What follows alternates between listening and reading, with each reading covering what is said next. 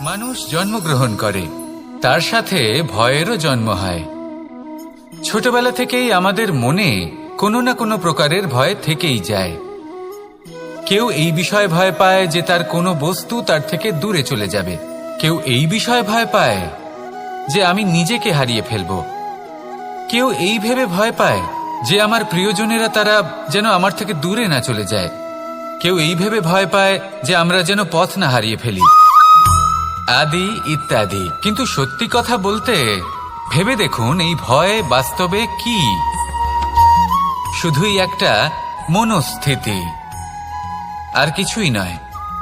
যা কিছু আপনি জীবনে পেয়েছেন তা একদিন আপনাকে হারাতে হবে। এই জীবন হলো আপনারই, কিন্তু তাও একদিন সমাপ্ত হবে। তাই ভয় পেয়ে কি লাভ? এই ভয় শুধু আপনাকে জীবন যাপন করা থেকে বাধা দিচ্ছে, আর কিচ্ছু নয়। পথ হারিয়ে ফেললেই বুঝতে পারবেন যে নতুন পথ কিভাবে বানাতে হয়। কিছু মানুষকে জীবন থেকে হারালে তবেই আপনি বুঝবেন যে আপনার আপনজনকে। এই ভয়ের কারণে ভীত হয়ে থাকবেন না। এই তারা নক্ষত্র অন্ধকারের অভাবে গুরুত্ব হারায়।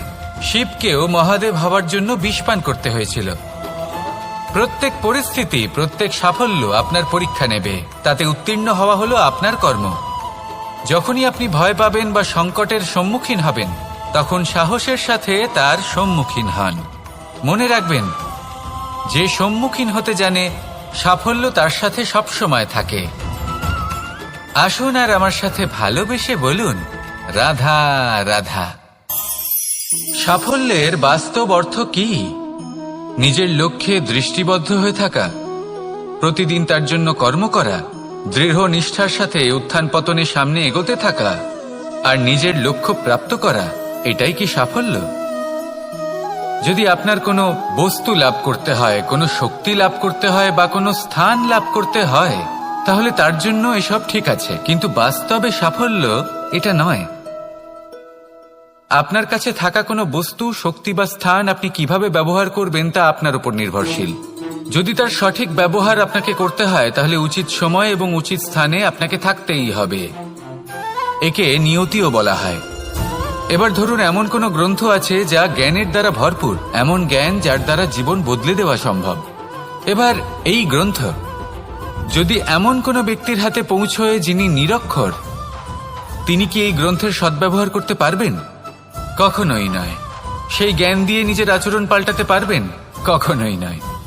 সেরকমই ধরুন, কোনো ব্যক্তি যার কাছে একটা অস্ত্র আছে, যার দ্বারা উনি শত্রুকে শেষ করে দিতে পারেন, কিন্তু সেই ব্যক্তি হলেন একজন কাপুরুষ।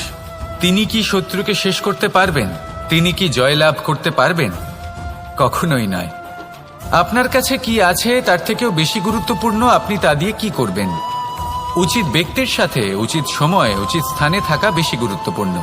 নিজের গুণের সাথে, নিজের শক্তির সাথে, নিজের জ্ঞানের সাথে উচিত সময় উচিত স্থানে অন্যের যন্ত্রণাকে দূর করা, অন্যের জীবনকে আরো সুন্দর করে তোলা, এটাই হলো সাফল্য।